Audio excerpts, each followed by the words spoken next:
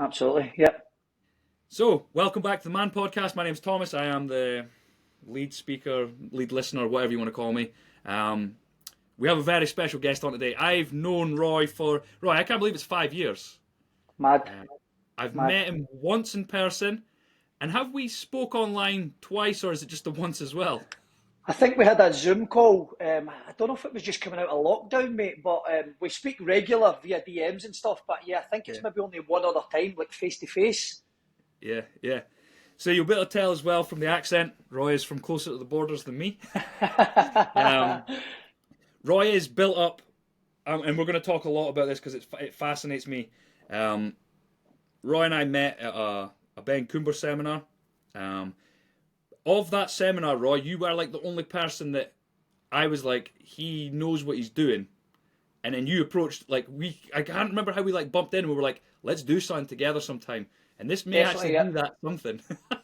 5 years later, mate, 5 years later. I think the last time we spoke, as I say, it was pretty much coming out of lockdown. So maybe 2.5 years ago, this has been in the making. So finally we've managed to do something. It's brilliant. Right, Roy. Again, there's 1,010,000 things that I'd like to ask you. I'm going to let you just tell us a little bit just about yourself, potentially a little bit about your business, and then we're just going to try and let the conversation flow. And then there is, like I say, a bunch of things that I want to ask you and we can talk about. Okay, mate. So, yeah, obviously you'd sent me a couple of guided questions over, as most people do with podcasts. But I suppose where I was trying to go with it was, I think to get to know where I'm at now, you're probably better getting to know who I am and how I got here. So yeah, pretty normal kind of early childhood, and then from there it quickly got a little bit peaky, we'll call it. Very dysfunctional family. My mother's twin was a heroin addict, so regularly sat in rooms with him smoking heroin and stuff. So there was a lot of really shitty things in the past, mate. My mum, albeit tried her best. I'm not here to slate her. Me and my mum don't have the best relationship, but she did try her best. But I was exposed to a lot of things that a lot of children probably shouldn't be exposed to. And now I have two twin boys, which we'll talk about later. I kind of want to definitely eradicate that element of life and make sure they don't go through the same type of kind of experiences. But yeah, my childhood was pretty shit, mate, to be honest.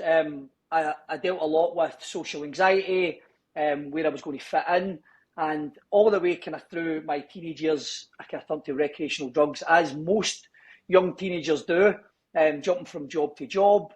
Probably, my wife said, there's probably a job, there's no job out there that I've not done, to be fair.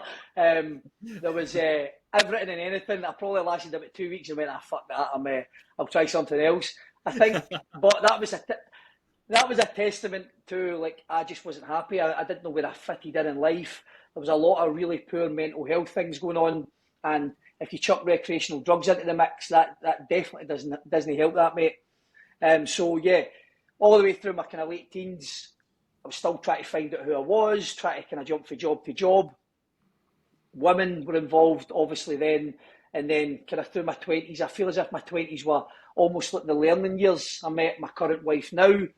Went back to college after dropping out of school without any standard grades and stuff. So I thought, I'm not stupid, because although you try and kind of live by that identity, I thought, I'm not stupid, so I want to go back and almost prove to myself. So I went back, got an NC, had to go right in at the very, very early stages. NC, HNC, HND, did a degree, then an honours degree. First person in my family to go to uni, which was a big achievement.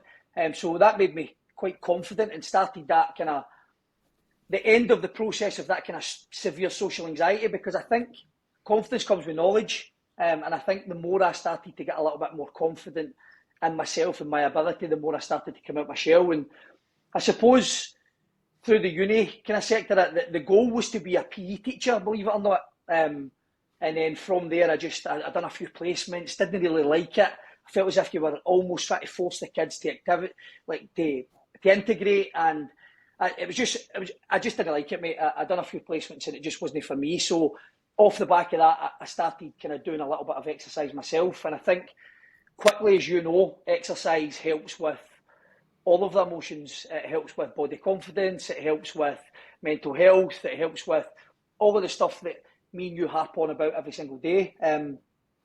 So that quickly became an escape for me, and pretty much saved my life.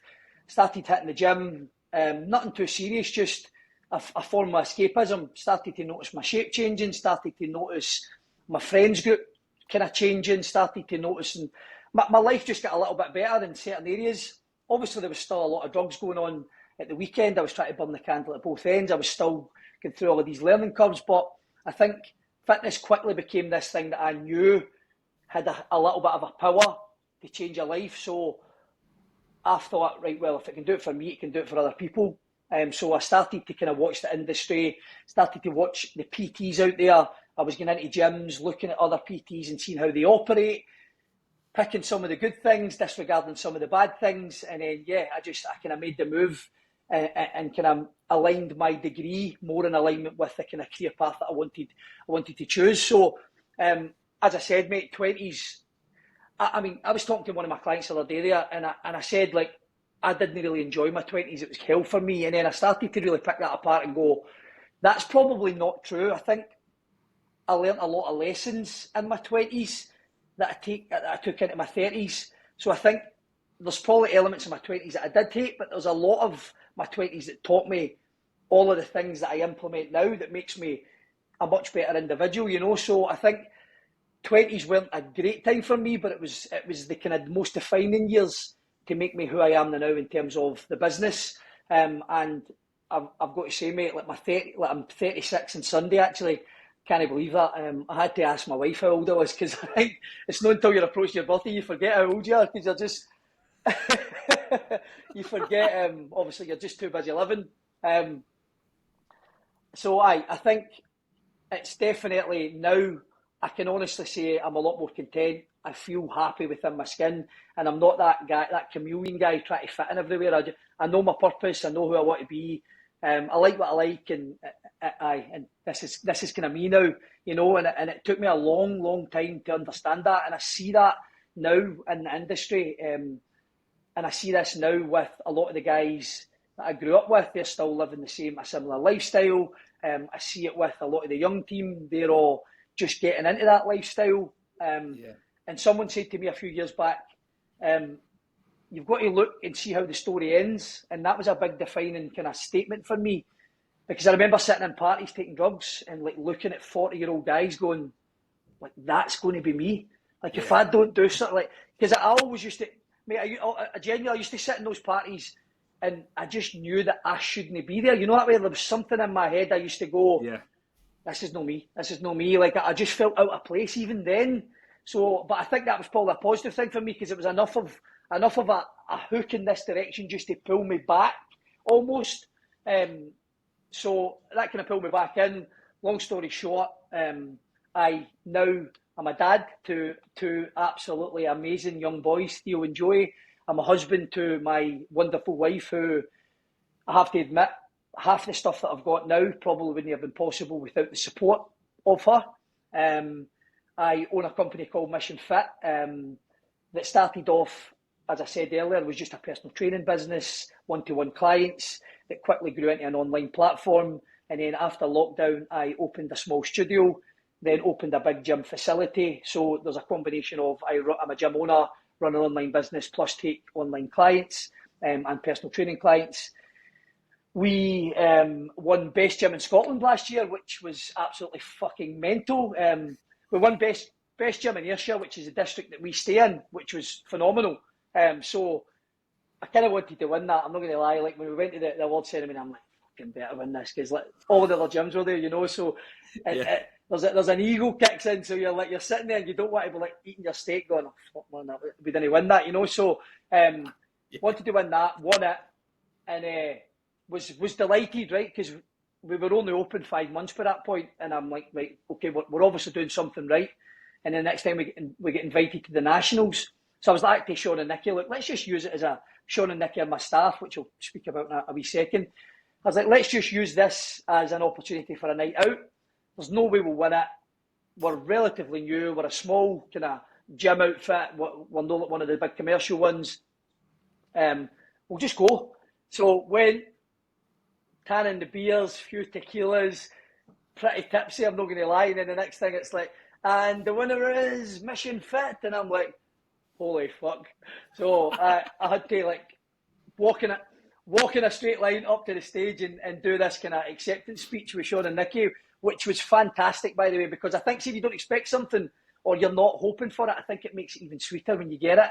So I feel as if the speech was a lot more natural just because I was put on the spot, you know.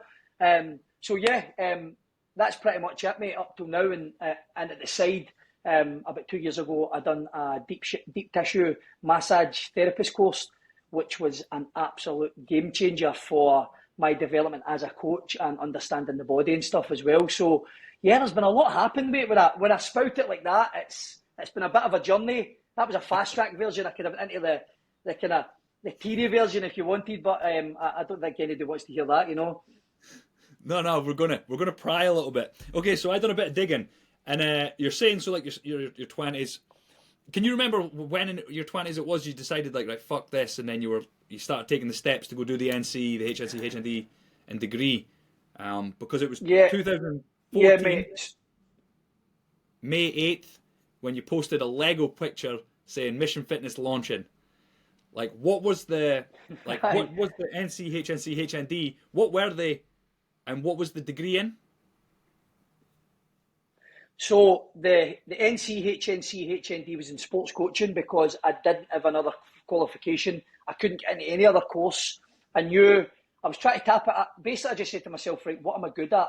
And I've always been one of these guys that can turn my hand to pretty much any sport. Get really good hand-eye coordination. Just a lad's lad, you know. Like I was always pretty good at football, good at badminton, quite good at tech, like that kind of stuff. So I thought, right, I'm good at sport. I'll try that.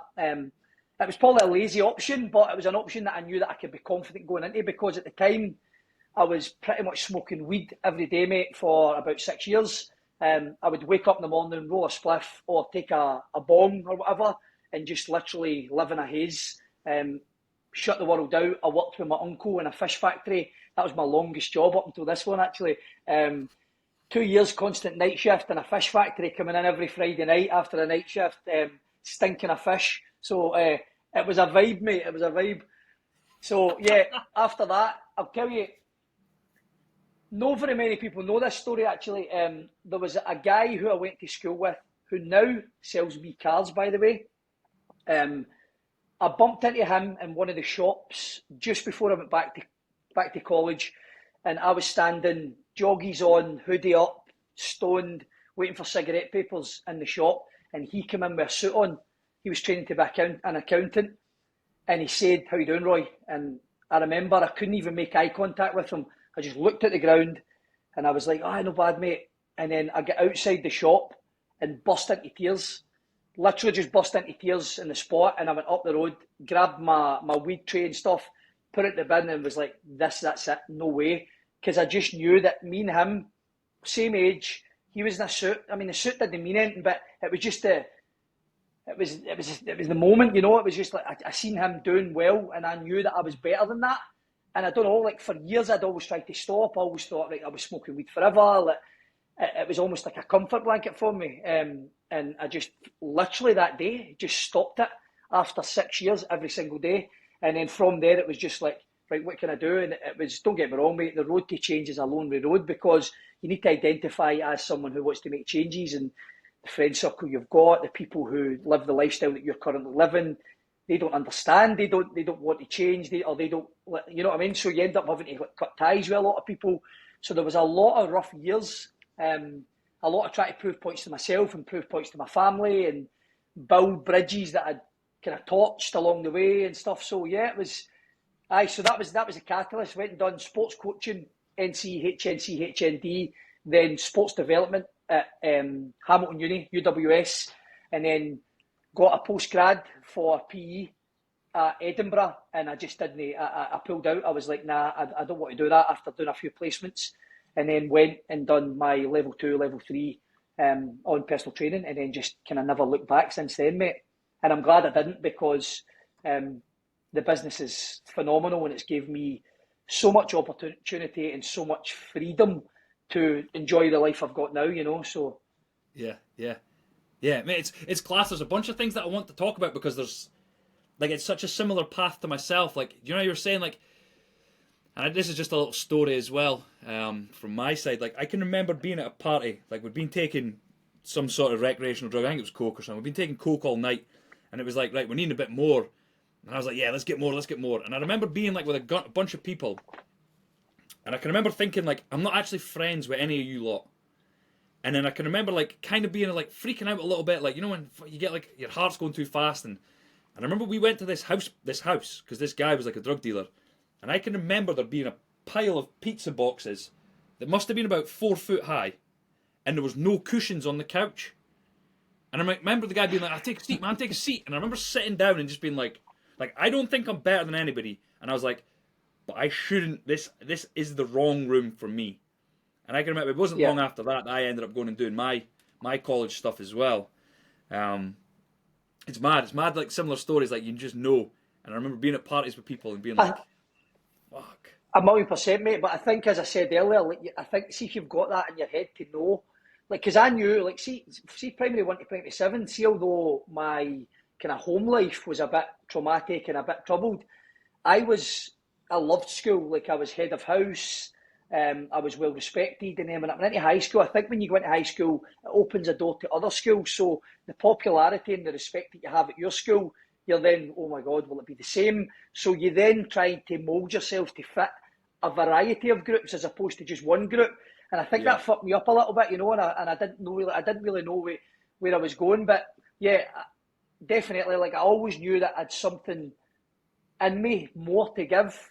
And I knew that I wasn't fulfilling my potential. And still, there's probably elements of me that's probably still not fulfilling my potential because I'm always hungry to do the next thing.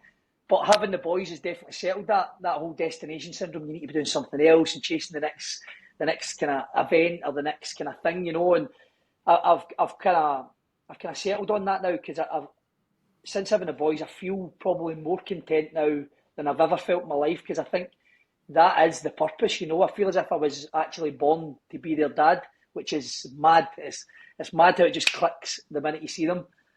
But I think what you said there as well, mate, like, you sit in rooms and you're kind of looking about. I had to leave the rooms that I was sitting in to see it. And what I mean by that is, like, just before I went to college, I signed up for Camp America. I was actually with my ex at the time. Both of us really shit relationship. We were young, quite volatile, shouting at each other and all that. Like, obviously, drugs were still involved. And the two of us signed up to go to Camp America, and I get in and she didn't. She was raging, by the way. She was raging. So I get posted to California, and she had to stay where we live. You know what I mean? So no wonder she was fucking raging. So turns out, like, I went for this interview. Again, very paranoid, very anxious, couldn't really make eye contact. Every time I had a conversation with anybody, I took, like, this beamer, and it was one of those kind of beamers that you would go away and think about for 2 days. You're like, what the fuck, man? Why would it? You know what I mean? Like, you're assessing, like, I wish I said something different. You know what I mean? But turns out I must have fucking smashed it because they phoned me a couple of days later saying, look, you're in, it's all paid and blah, blah, blah. You need to go to the embassy, get your visa. So I went to California, landed in LA, get picked up, went to California, up Big Bear Mountain, 7,000 feet high, into this camp for 3 months, supposed to be a camp counsellor, but I had a lifeguard qualification at the time. So I ended up being a lifeguard in this camp in Camp America for 3 months in California. And I think that there was probably the most defining time of my life, as in change, you know, because you step away from the lifestyle that you're currently living and you're almost as if your eyes are instantly opened. You go, holy fuck, there's an actual bigger world out here. There's more people, there's more going on, there's more opportunity. There's more to life than just this kind of small town mentality that I had. Because honestly, mate, see where I come from. You're not supposed to do well. You're not supposed to thrive. You're not supposed to. You're probably supposed to get a mundane job in the boozer every single weekend, put a football coupon on, and just exist, you know. And I just didn't want to do that, man. Yeah. I guess that's like a pro for us is like going through that, like being in the wrong rooms, going through like what we're supposed to do from our town or like our area, And then experiencing what actual like delayed gratification feels like. And I think it gives us definitely an edge to be able to talk about like, right, look, I know that like bunging a bit of gear up your nose feels class. I know having a few beers feels brilliant. I know like spending the week's wage on like an outfit just to go out that night to then go back to a job that you hate. I know that feels class at the time. But see when you step out of it, like you're saying, like you go to a different room and you look in and you're like, whoa, it doesn't have to actually be that room. You could be in a totally different one. I think it does give us a bit of a... And I hope people do get that from both of our message, that delayed gratification does feel better than, like, being blurred, than having these, like, short-term No, highs. of course, mate. I think that's why I'm so successful, and I don't mean to say that I am successful, but I think that's why my business is doing very well, because I would like to consider myself quite relatable. Not like I'm not one of those kind of fake, I'm trying to be relatable guys on fucking social media, like, and I'm trying to normalise things. Like, I wasn't just sitting in rooms and banging a bit of gear up my nose. I was the guy that was chasing the bag and sitting up for 3 days at a time. I was the guy that literally was at a crossroads, like going on to harder drugs if I didn't get a grip of myself. That kind of guy. Moonshine, bass, you name it, I was taking it. Like, I was chasing highs all weekend. And as I said, like, my past, mate, like, I used to sit in rooms and my uncle would literally sit and smoke heroin in front of me and stuff, you know, like the shit that I seen. I think that was a catalyst for the kind of lifestyle that I kind of moved into. But my uncle was a product of his environment and I was becoming a product of mine. So somebody's got to fucking break the mold. You know what I mean? Like, you can't just accept that that's who you are. And I think that's the point I'm trying to kind of get across. Like, I just did not want to settle for that because I was living it and I could see where the story ended. Something I didn't touch on, and I wasn't sure whether I was going to actually, but my brother would have been 31 this year. He died when he was 23, 7 years ago. So, and believe it or not, when I came back to America, I went to uni, I was still taking recreation. Like, I knew how it was fucking me up. And to touch on what you said there, sorry, I keep bouncing about you, but see when you're taking drugs knowing that it's not fun anymore, but you still keep taking them, you've got a problem. When the fun stops, you stop. And see when you don't stop, that there's no recreational anymore. That's need or escapism. And that's where I was. And that's where my brother was. And I blamed myself for years, like, because he learnt from me, I learnt from uncle. So it took me a long time and a lot of fucking counselling to get over the fact that my brother died. He probably looked up to me because we didn't have a dad. And I tried to, like, I stopped it all while he was in a bad way. And I tried to be a better guy, a better influence for him. But it was too little, too late. I've got another brother, Sean, and my brother who died, Gareth. So that fucked me up for a few years as well. But even after Gareth died, there was times where I was going out at the weekend and I'd be like drunk and I'd get to the toilet and somebody would be like, you want a wee blast of this? And I'd be like, fuck it. And take a key. And then I'd hate myself for weeks and weeks after it because I was so weak to it. It was almost like I didn't feel as if I had the confidence to engage or be what I thought was me to everybody if I wasn't sniffing gear. It's weird, mate. It was like phone, keys, wallet, bag. That's what it was for years. And then it took me years of going out with Laura and drinking 4 pints and fucking can't see the glass and all that because you can't drink the same when you're not getting on it and stuff. Nah. So it took me years of trying to develop a tolerance to alcohol after that. I was a fucking mess of it, more than I care to remember, you know. So, but now, genuinely and thankfully, I can happily say that I can go out and have a couple of beers, have a meal with my wife, have a few glasses of wine and go down the road and just be content and know that I've had a really good night.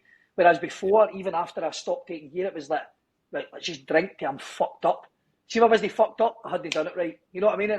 It's just it was a fucking vicious circle, man. Yeah. Right, so this is where we started. This was the foundation. Then 2014, we started a personal training business. We started Mission Fitness. Talk us through how that's progressed from when it started in 2014 to 2018 when I met you, and then where it continued to go, because it's a great story, and there'll be stories that you have about hard work, early mornings, late nights, cancel it. You'll have a lot of good stories, and I want to hear some of them if you can, please, my man. So, I mean, everything you just said there, that comes in abundance, and I think you just need to be prepared for that. And I think a lot of folk don't actually tell you about that side of the business. So you said 2014, I posted a little post saying Mission Fit coming soon. It was like a Lego figure or something, wasn't it? Lego guy it's doing weird bench that you press, found yeah. that because that, yeah. It's weird that you found that because I'd forgotten about that, but that was my very first post. I think that was just like a stock image that I just posted just to get something. Yeah, the logo was shit. Like the PT was shit. I was literally just qualified. I think I was like fucking £10 an hour or something like that. You know what I mean? It was very, very basic stuff. I was working out a martial arts gym, and it had a wee corner, had like a rack, and it had like odd plates. It had like 1 5, 2 10s, a 25 kilo. It had like a set of dumbbells, like a random 8, 2 2.5s, and then a couple of fucking shitty resistance bands. And that was my business, you know what I mean? So yeah, it started for that. But I think, see, when you learn to engage with clients with like none of this kind of singing and dancing equipment, I think, see, having those foundations, it made me a better coach because, I mean, I don't want to fuck my clients up, but I know how to fuck a client up with very little equipment. You know, if they want that intensity from the session, you know, and I think that statement there was my mentality at the very early stage. Fuck the client up. They'll remember you for a few days. They'll tell somebody that you fucked them up, and they'll always come back then. I mean, that just shows you how the knowledge had to develop at that point, you know? Yeah.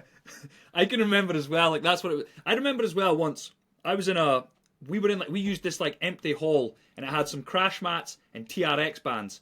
And sometimes it'd be like 12 or 13 people there, and they're like, right, we're going to do a circuit class, and I had to make up like, you'll know exactly, you'll be able to relate to this. And I can remember like one week they were like, Thomas, can you make it hard? And I was like, it doesn't need to be hard, but I'll let you know what that feels like.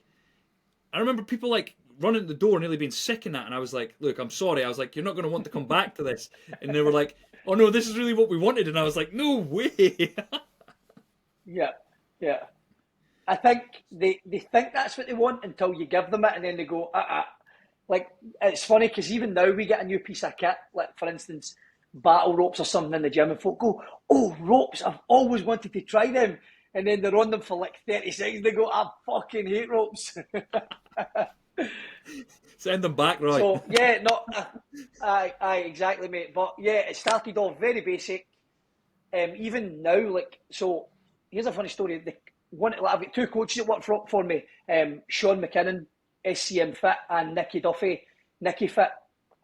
Nikki's one of my very first ever clients, and she now works for me.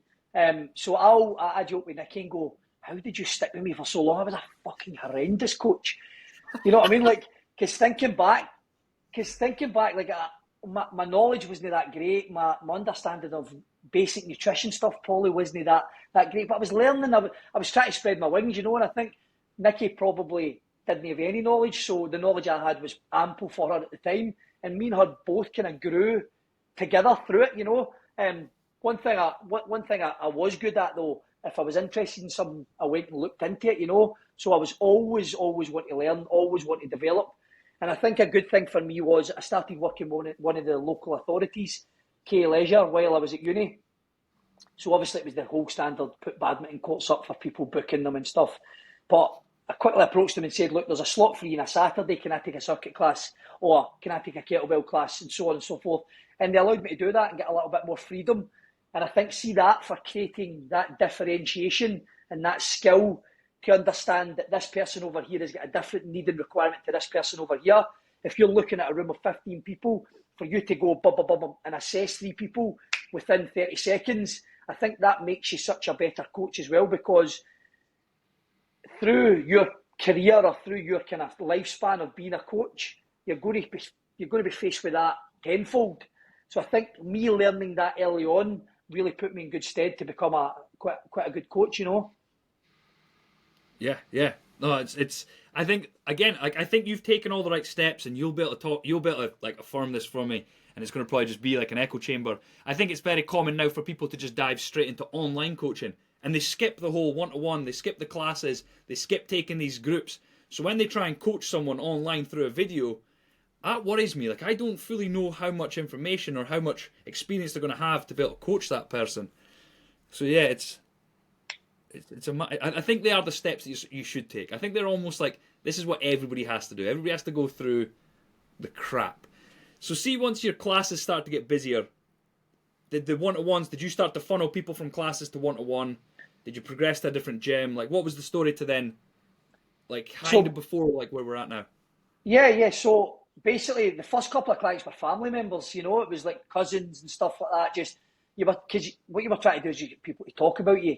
Like, even back then, Instagram wasn't as huge. Or I don't even know if Instagram was a thing, by the way. Maybe it wasn't. Facebook, I was probably, when I come back from America, that was me just starting to use Facebook. Hence the reason for my fucking Lego picture, you know. So my marketing skills had to develop. Like, nobody was talking about me. Nobody who knew who I was. So you had to get a few kind of social proof testimonials in place. So family was the obvious choice. You were given discounted or free sessions and stuff like that. What I would do is, on the Saturdays, if the job that I was in was quiet, I would sneak clients into the gym that I was working in. Eventually get caught and fucking told off for it, right? But so that was the kind of, that's how it started to snowball. And then they would tell somebody, or they would tell their friend or somebody in the class. They would go, I heard you were doing some coaching. Do you mind if I come in? But most of it started outdoors, actually. I was doing a lot of outdoor boot camps and stuff, and it was kind of group stuff I was doing. And then from there, it kind of transitioned into, I started working as a gym instructor for the same company. So my boss brought me in and went, look, you're an activities coordinator, you're not a gym instructor, you can't take clients into the gym, you're getting paid to do another job. And I'm like, well, I'm fucking sitting about, so why would I not maximise the chance, you know? Obviously, didn't like to hear that. He's like, look, there is a job here, why don't you transition into that? And that kind of got me on the gym floor more, that got me chatting to people, that got me communicating all the stuff that you say in those steps that I feel as if you need to do. Because you do need to do those steps if you want to be a good coach. You get these people that get their qualification, they've probably trained and get themselves into some really good shape or had a coach, jump onto online and call themselves a performance coach. We could talk all day about it and we could bitch about it all day, mate. But if you want to be a good coach, you need to put skin in the game. You need to have face-to-face comments. You need to look into the eyeballs of your clients and find out what their trials and tribulations are, because that's where you fucking learn. Not everybody's a grade A client that's going to get fucking 7 out of 7 non-negotiables every week. It's the ones who need your help the most. That's the ones that you grow from, you know. So yeah, it just kind of snowballed, and then an opportunity came at a place just along the road. It's a community place, Co-Winning Sports Club. They had a fitness manager's role, and I went in there, fitness manager, kind of half the week, part-time, because I felt as if that was enough hours for me to do the job that they needed me to do. And then we come up with an agreement that I could run my business from there at the same time. I'd get a key for the gym and stuff.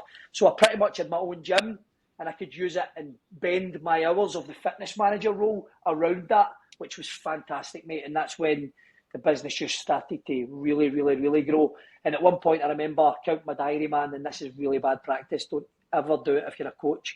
I had like 62 clients at the one time. I was fucking frazzled, man. Honestly, I didn't know my fucking arse with my elbow. My wallet was a bit fucking this fat, but my fucking, I come in on a Sunday like that, try to talk to Laura, and she tried to talk to me, I'm fucking sleeping on the couch because I literally no more energy to give, you know. Mate, it's so funny. Like, our stories are like exact same. But it's not about me. I can remember as well. See, as soon as we went into lockdown, same position. Diary absolutely chocker, working 6. I think I was doing like 6.5 days. I was doing like Sunday morning, and I gave myself like the rest of Sunday off. And again, I can remember like the day that we got told to go into lockdown, and we sat down, and I just relaxed. And I remember being like, holy shit, I've not felt relaxed in like a year. Yeah. Wild. I feel as if my blood was coffee and my stomach was lined with fajita wraps from Costa. I shit you not, mate. Costa was like a 3-minute drive for the gym. Any gap that I had, which was very rare, it was like 15 minutes, I would jump my motor, flee up to Costa, grab a flat white and a fajita wrap, scran it on the way back down, and then I was no bad shape as well, surprisingly, but I think it was because I was doing about like an 80 million steps a day. I hear you, man. I hear you. So, right, Roy, once we were there, so I don't know, like, so where Roy's sat, I believe, am I right, Roy? Roy, that's your. Is that in your house or is that the first HQ? This is the first HQ, which is now, nobody's seen this by the way, this is now a bar / seating area. Wow. So I can remember when you built that and thinking it was like the best thing ever. Like I thought it was genius, genuinely. So do you want to tell us a little bit about the first HQ, and then we'll move on to the next one, and then we'll talk about Nikki and Sean. Yeah, mate, absolutely. So obviously the fitness job was there, the fitness manager, and then lockdown hit, and I get the phone call halfway through lockdown saying, look, we're just going to terminate that position. I feel as if the gym's in a really good place. Thank you for your service. Because it was bear in mind it was a community job, so there was no funding.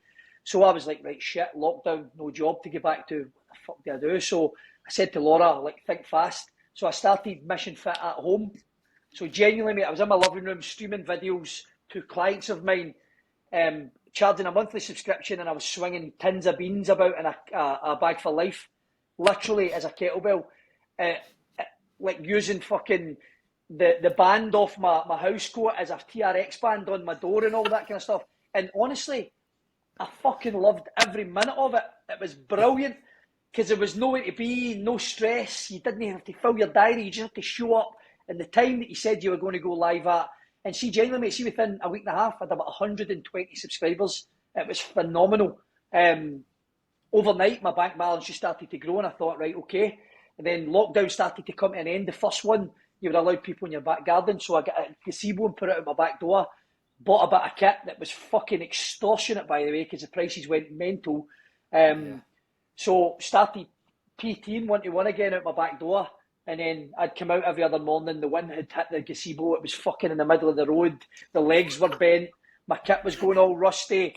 And I'm like, fuck this, man. I need to do something about it. So I thought, I've done my back door up. There's a big weird space out my back door. I'm putting a shed in there. So I said to Laura, look, I've got a bit of savings now. Obviously that home done quite well. We had a bit of savings anyway. I was like, I'm going to build a log cabin. She's like, what do you mean a hut? And I went, no, it's not a fucking hut, a log cabin. Because what I didn't want him to say, oh, he's training people out of his hut. Because see, if him to say that, I'd have been fucking raging, mate. I'd have been raging, right? Because I wanted him to come up and go, that's fucking minted, right? So like, I spent a fortune. It's like red cedar on the outside, really nice finishing inside, patio doors, got an office on one side, like a therapy room, and a gym on the other side. This big space was a gym. I was fucking mega proud of it, and this is where I started doing one-to-ones. Lockdown happened again. We were back doing the lives out of this place, and then lockdown kind of fizzled out again. But through lockdown, that's where kind of Sean came in. Sean done a couple of my online challenges. I used to play football with Sean years ago. Sean's a little bit younger than me. He's 27. I'm 36 on Sunday. We knew each other, but never really chatted. He'd done 2 of my online programs and got shredded. Like, he just got it, you know, that way. Like, everything just clicked for him. He loved it. To give him credit, I think he'd started a little bit of a health kick before. He was drinking a little bit too much through lockdown, so he'd lost a few pounds and all that on his own. And then, yeah, Sean and Nikki, like, basically approached me and said, like, they would love to kind of delve into this industry. And I thought, you're fucking crazy. It's so unpredictable at the moment. I was like, give it 6 months, keep doing what you're doing. Sean, he was a pharmacist assistant making decent money. Nikki was an account manager making very good money. I'm like, do not quit your job, go and train. There's a difference between a hobby and a career. You need to make sure it's the right move for you. But secretly, I was hoping that they did love it, because what better people to bring on board to your baby than people that trust your process, that have lived your process. Their values are literally in alignment with mine, and we are completely different coaches, but with the same thread all the way through. It's honestly absolutely phenomenal, and the two of them love dearly, and they are they are a testament to where Mission Fit is at the moment as well, you know. So yeah, so we got them two, and then we've got HQ 2.0, right? Is that what it's called? It's called that, isn't it? Yes. So the 2.0 was just kind of standard because we had Mission Fit and then Mission Fit Gym 2.0 Yeah. because it was just an upgrade as to where we were. It was an ongoing thing, mate, because I can't lie, like I was and still doing very well with regards to income. I think I didn't. I mean, I owned my own gym out my back door. It was 4 steps away from my coffee machine.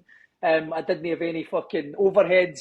Like it was a gamble for me because I'm like, I don't need to do this. Like I am making good money. I can take clients. I think the deciding factor was Sean and Nikki were then using this. So we had like a time tree calendar where we would just book an hour slot out, and every day you looked at it and it was like Sean, Nikki, Roy, Sean, Nikki, Roy, Sean. Literally from fucking 6 in the morning to 9 at night. And those doors right there beside me are my back door. So it got to a point where the summer months, like I'm trying to be out the back door with my family and they're in here with a client. So it was like the dynamics weren't working anymore. Although it was phenomenal, we were all busy. We thought, right, okay, we need to make the step and get a bigger place. And that's what we did. We done a bit of market research. We made sure that it was the right move. We made sure the location was phenomenal because I can't lie, mate, if I throw a stone from here, I'd probably hit fucking 5 gyms. There's so many in the area. Yeah. It's mad.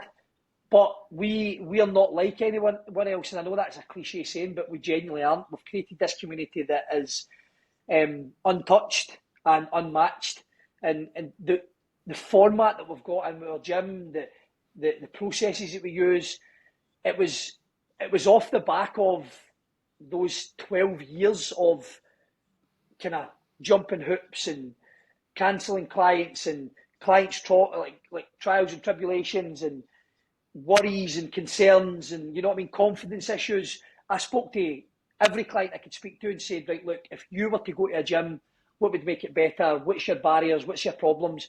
And we just compiled all this information and just made something that would kind of hopefully slot into the schedule and the kind of needs of most people, you know? Yeah.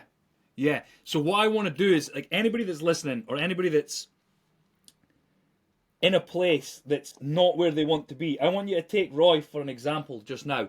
He started this off sitting in a room across from his uncle smoking heroin to now having 2 members of staff, a gym. Like, if you don't feel like you're in the right place at the minute, believe you can be somewhere else. Like, please, like, listen to Roy's story. Like, I'm like so inspired just now, and I know it. Like, do you know what I mean? I've followed you for 5 years. I've heard you talk about this stuff. Like, I know it, and it's absolutely, it's fucking unbelievable. I don't know if this is something that you'll be able to talk about just now because you always want to work in the shadows and then show them. But is there plans for the future with the Mission Fit? Is there bigger things to come? Or because I know you mentioned as well with the twins that you feel quite content just now. So I think, mate, you see, genuinely, I think the first 5 years of your business, you're saying yes to everything, and then you spend the rest of the time trying to learn to say fucking no to things. And I think that there, a lot of coaches will learn that dead quick. You just fucking want every client, doesn't matter how shit they are or how much they drain your energy, because without like tying it in a big red bow, some clients are just there to tell people they've got a personal trainer. They're not there to actually make changes. And I think you quickly realise that, and I mean, at the early stages, of course, it's your business. You need to bring in income, so you need to get through the shit. And again, they're the lessons, but you quickly realise the ones that are going to make your week better. So to answer your question, mate, I've had the twins, and honestly, Mission Fit has put me in a position now with the gym opening to give me a lot more freedom. So, for example, I used to work from 6 in the morning to 9 at night, 5 days a week. I would have a half day Saturday and a day off on a Sunday. That was a non-negotiable for me all of the time. Now, because I've got 2 staff working for me and help me run the gym and stuff, who are phenomenal. My wife is very supportive as well. But I start at 11 every day now because I want to spend every morning with my boys. I want to help my wife get them in the bath. I want to read stories to them. I want to see them wake up, like do all of that kind of stuff. And I finish 6 o'clock every day. I do a couple hours on a Saturday morning, and I have most Sundays and half of Monday off. So my freedom has doubled by choice.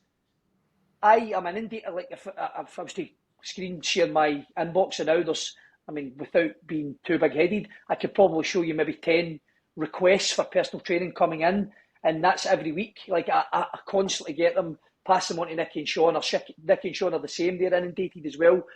Like I don't want to take on too many clients, and I let people know that, and I'm quite selective about the clients I take on now. I don't want performance athletes, and I don't want people that are just going to beat to my drum. That's not what I'm saying, but I'm in a position now where I quite like the pace that my life's going. I quite like the freedom that now Mission Fit has given me. I like enjoying my work and not just getting through the weeks. And there probably will be bigger things for Mission Fit in terms of the gym. We've quickly realised that our membership is almost at capacity, so we're going to need to expand at some point, 100%. Who knows, mate? Who knows? We'll see. I feel as if I'm finally at a point in life where I'm enjoying it, and I'm not looking for something now. So I kind of just want to enjoy it and just go with the flow and just settle into it and just see what comes of it, you know? Yeah. Mate, I love it. And you know I'm always going to be here following your story. I've been saying for a long time that I'm gonna come down, and I've just not had a chance. And like we say, it's been like 2 years since we last spoke. But no, it's brilliant, and I hope people that are listening can hear. Like, honestly, Roy, you are inspirational. I think it's fantastic. But I want to kind of move on to a little bit about just life now. I want to talk a little bit about things in the background. So, Laura, your wife. How did you meet? How did you guys meet? Is there a nice story, romantic story, funny story there? So she's got a version of this story, and I've got a version of this story, right? But my version's better, and my version's correct, by the way, just for the record, if she ever listens to this. So we actually met in one of those parties I'm talking about. Laura is totally the opposite of like recreational drugs. It's not her thing. It's never been her thing. Laura's one of the few, and her friends group are one of the few groups that don't. You know, you get those kind of friends groups that just never have and never will, and they're amazing. They're really good friends that have been for life. Laura's one of those people, but she was in this party that we were in, and I seen her in the kitchen, and obviously I was chatting away to her. And back then, I was like fucking the side of a £5 note. Like I had a mullet that I used to straighten the back of. I had a V-neck t-shirt on with no pecs, so fuck knows what I was thinking, right? Anyway, I went over and I was chatting to her, and I'm like, how you doing, blah, blah, blah. And she's like, look, listen, you're a nice guy and that, but I just want to let you know I've got a boyfriend. I'm like, that's fine. This was just before I went to America, by the way. So I was like, okay, no problem. And then she told me who her boyfriend was. Turns out her boyfriend was the striker in my football team. I'm like, oh shit, right? So I was like, right, no worries. Like, obviously did not like try and like push it or anything. So I went away to America. I was away for 3 months. And then just before I come back, I got so Facebook was just a new thing and all that kind of stuff. I got a Facebook saying, still want to take me on that date. She said she didn't do this, right? But she fucking did. I'm going to need to go and find this just to prove to her.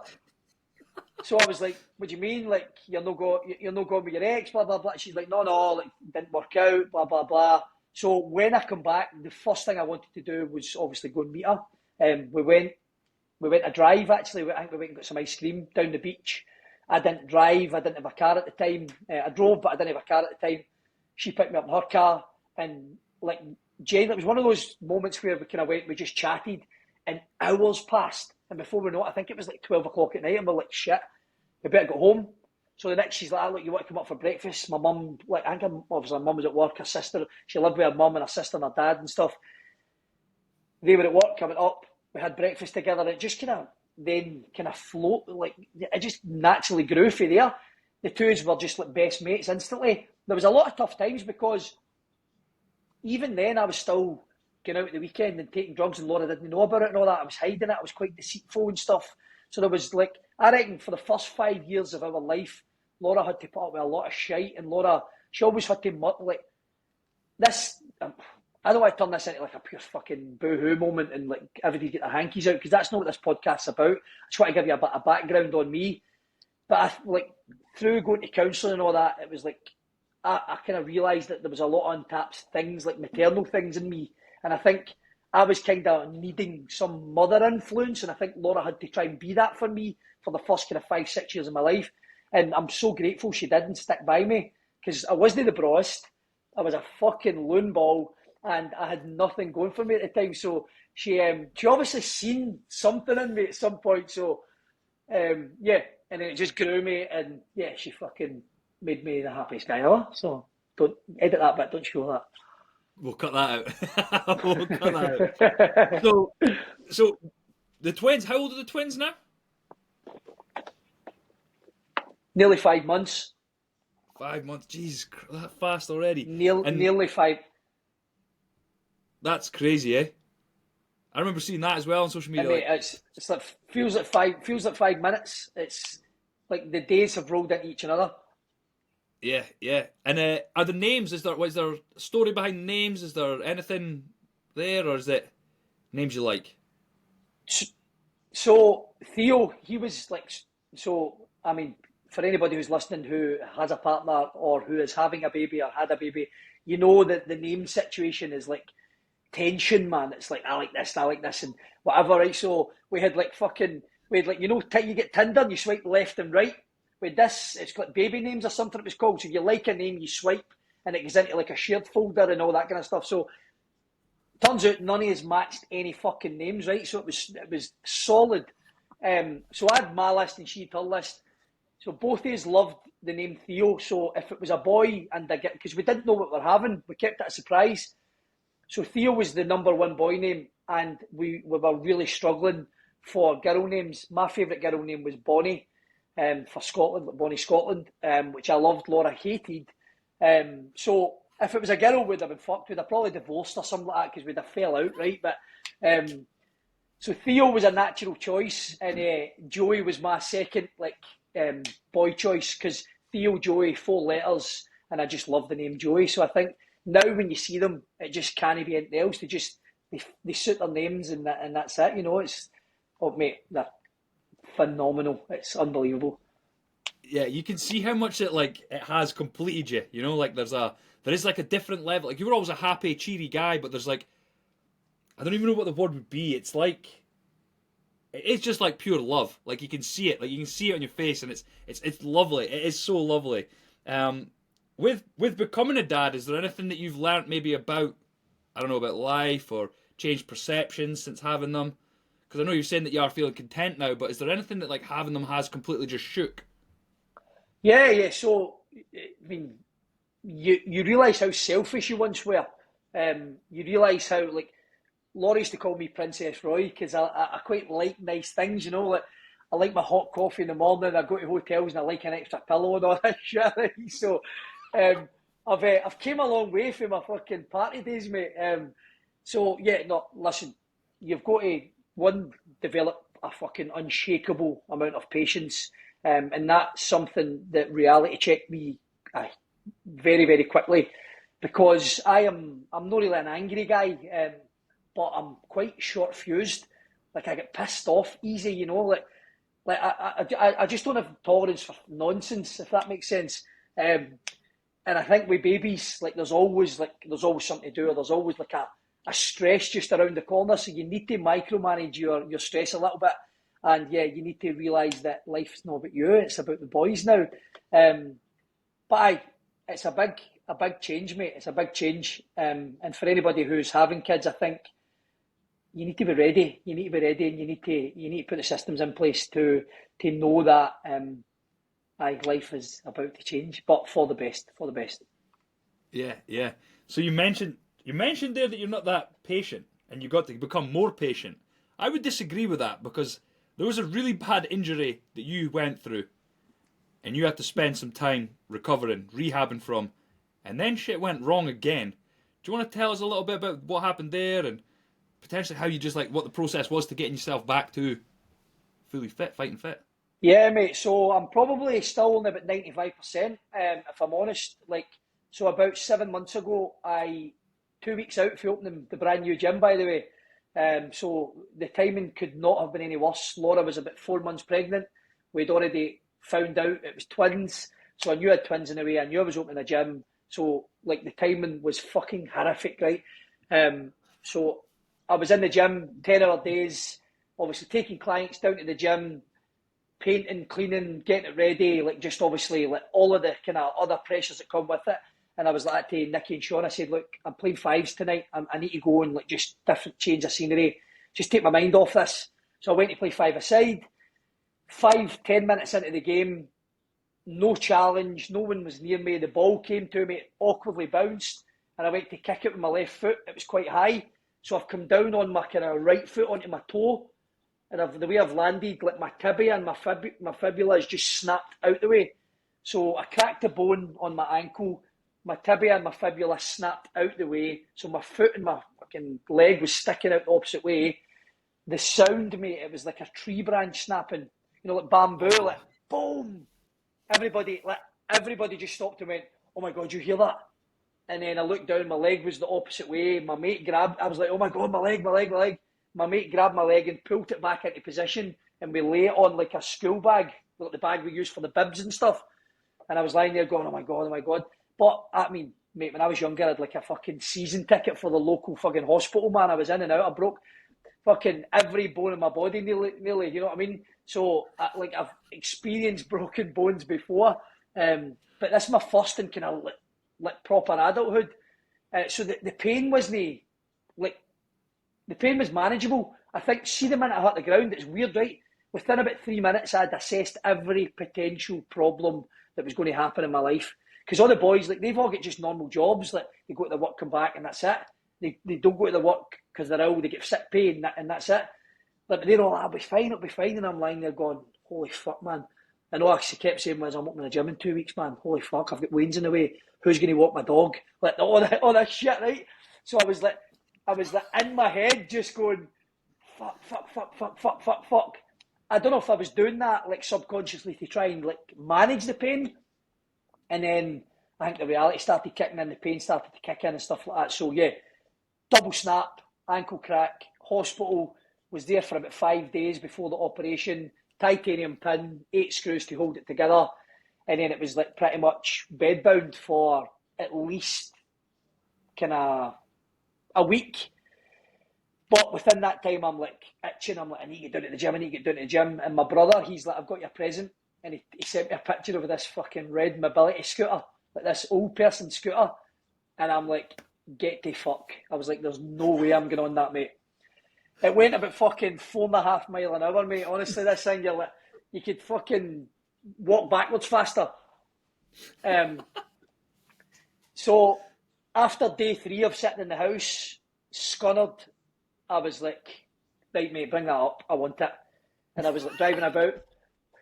Mate, I was driving about with my, like, dodgy legs sticking at the side onto the basket with my crutches at one side with this wee fucking mobility scooter that, it was a look, mate. It was a look. But I had to do it, mate, because I'm very much of the opinion it was like that kind of fight response for me. I've always had to be independent. I've always had to fight my way out of a situation. And I just knew for someone who was 120 miles an hour to be then flat on their back and literally nothing, it was starting to really affect my mental health. Like, obviously, Laura was heavily pregnant. She was kind of running about the house after me. I couldn't literally do anything. Couldn't go and make a coffee.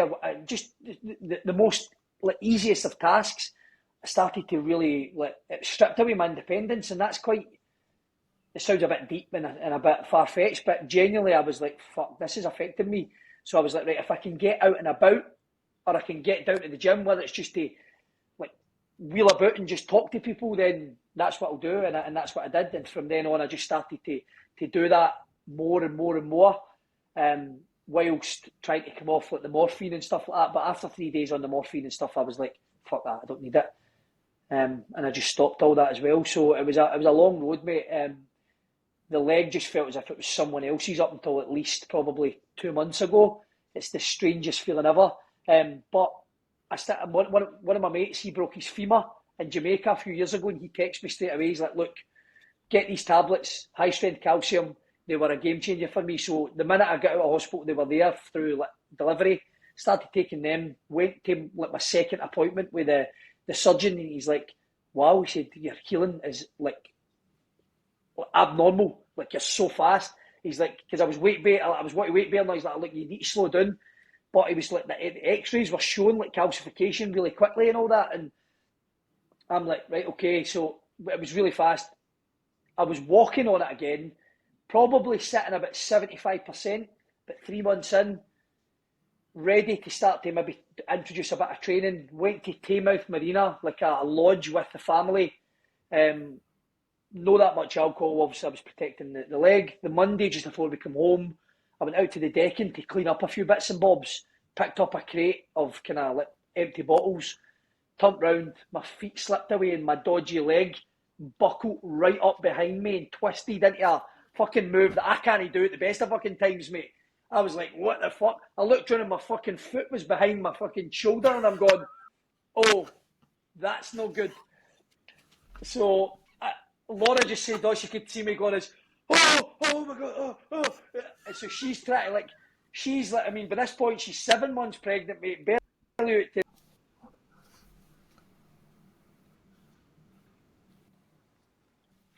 my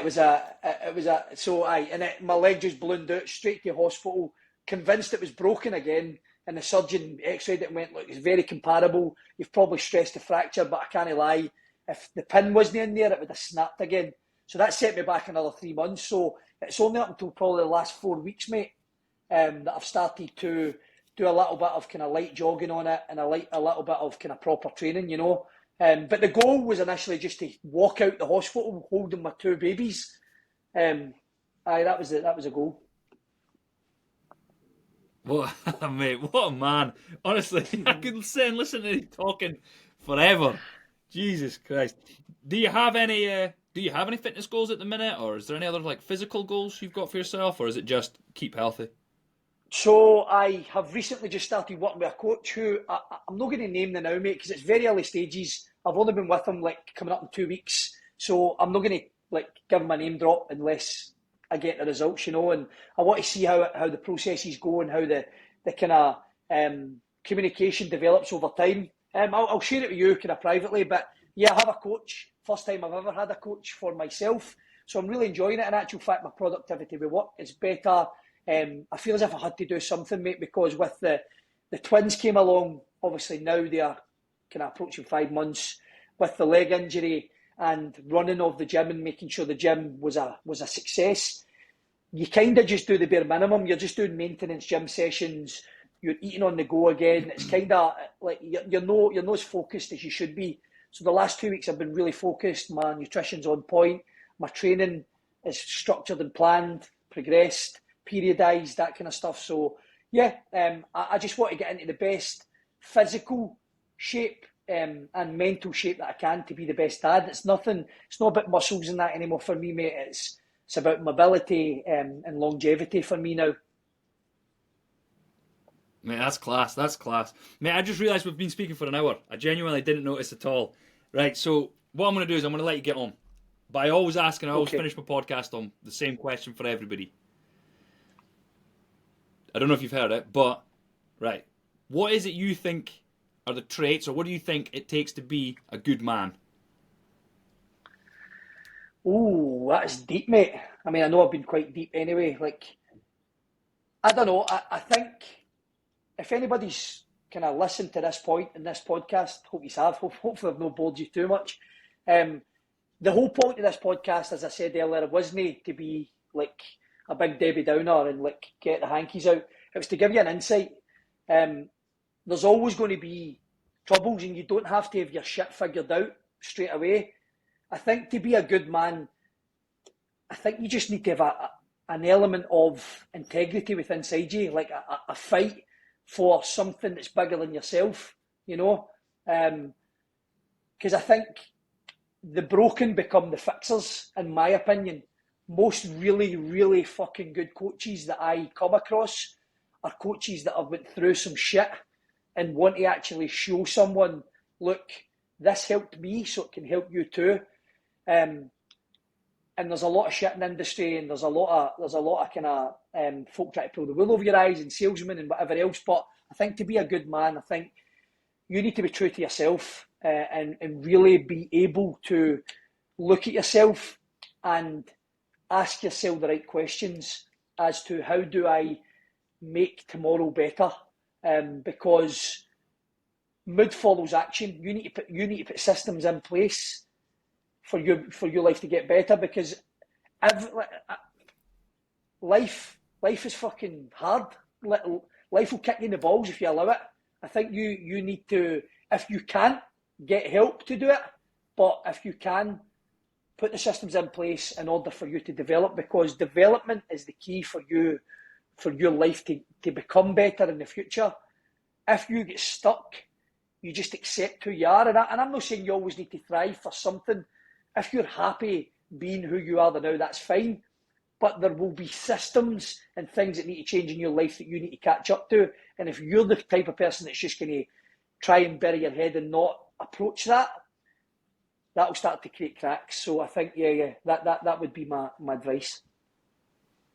Mate, that's unbelievable. Every time I ask that, I get a different answer, and I think that's like a beautiful thing, that there's not one way to be. I don't even know if I answered that, but no, you did. You definitely did. Definitely did. Talking about integrity, talking about pretty much being honest with yourself by looking in the mirror. Like, yeah, you definitely did. And we'll listen back and we'll talk through it, and you'll probably say, fuck, I wish I'd said this or I'd said that. But Roy, honestly, it's been an absolute pleasure chatting and catching up again. I know for a fact that if you and I were to go for a pint, we would sit and talk until the sun come up. I know we would. Genuinely, we need to make that happen, mate. On. Definitely. So what I'm going to do, Roy, I'll hit stop. It'll stop recording. You'll be able to stay here for him. We'll just close up, and I'll let you on your way. But honestly, mate, thank you so much again. Anytime, mate. My pleasure.